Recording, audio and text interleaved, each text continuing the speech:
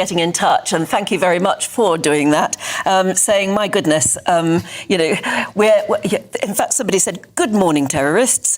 Oh, my goodness. And what they're saying is to believe, as so many I know of our viewers do, to believe that mass migration may be causing a problem, or at least a concern about the way we, who love the British culture and love being British, it makes you a sort of almost on a par with terrorists yourself. It's crazy. Now, this all comes from the government's anti-radicalisation programme. It's deemed that concerns about mass immigration are now a terrorist ideology. Yeah, it's Prevent, which has flagged cultural nationalism as a possible sign of radicalisation. Not surprisingly, free speech advocates say this definition goes far too far, prompting fresh concern about the effectiveness of the Home Office body that's there to keep us all safe.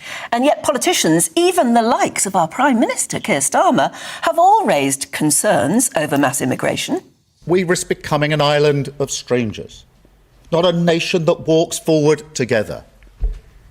So when you have an immigration system that seems almost designed to permit abuse, that encourages some businesses to bring in lower paid workers rather than invest in our young people, or simply one that is sold by politicians to the British people on an entirely false premise, then you're not championing growth, you're not championing justice, or however else people defend the status quo.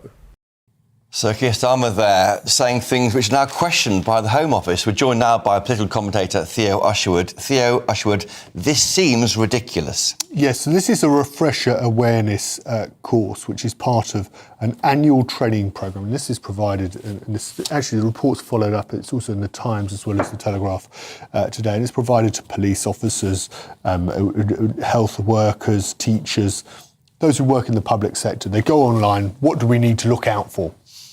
That's the point of this course.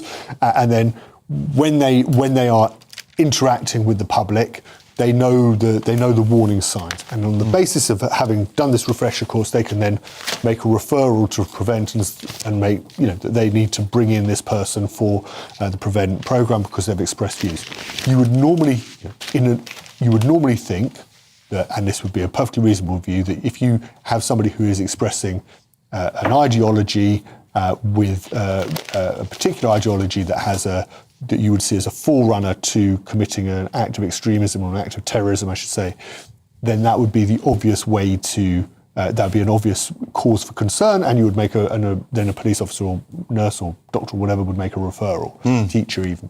And the concerning thing about this is that what it appears now to be drawing in is that if you have a concern about immigration, if you have a concern about what you've reported here on GB News day in, day out with the small boats crossings, what you heard from our own Prime Minister, Keir Starmer there, about the country at risk of becoming an island of strangers, if you hear those types of comments, according to this refresher course, then that would be reason to make a referral to Prevent.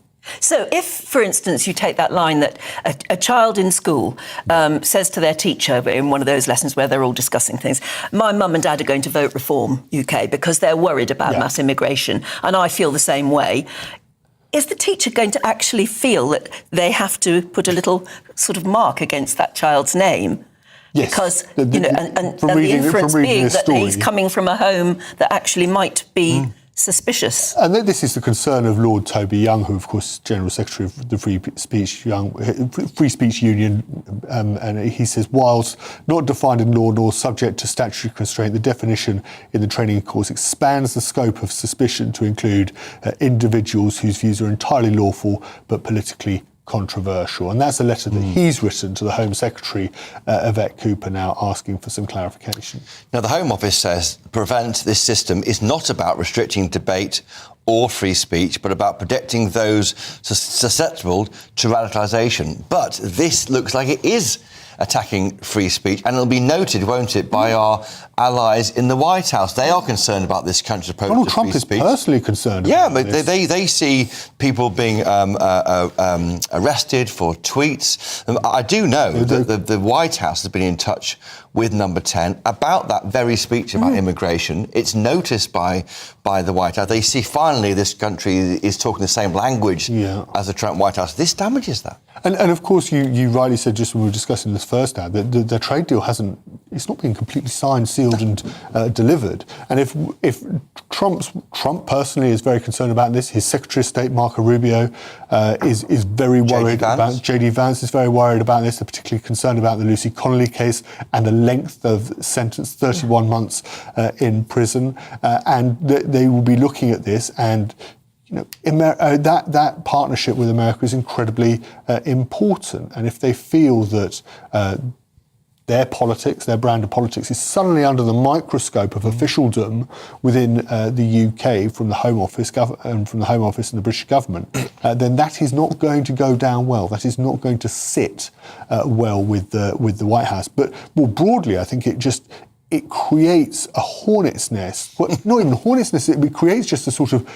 such a wide scope for the security services to then start picking up individuals whose views are perfectly legitimate. This is important. It's important that programs like Prevent and Channel, that they work and they're effective, because they are the tools that are used to ensure that we do not have terrorist attacks on the streets of this country. And if they're suddenly inundated with thousands upon thousands of, there may be even some of your viewers here at GB News. Well, Anne Diamond. who suddenly... If you voice a concern, if you have a debate about it, that somehow sort of marks you as being suspicious. And then, of course, and then the knock-on, they talk about teachers. Well, this could go on a child's record. Yeah. And that could be incredibly damaging looking ahead to future employment or training. It's patently, it seems ridiculous. They're going to have to put out. I have a feeling that this is a story that I think will, Saturday now, it will go into next week, and I would imagine that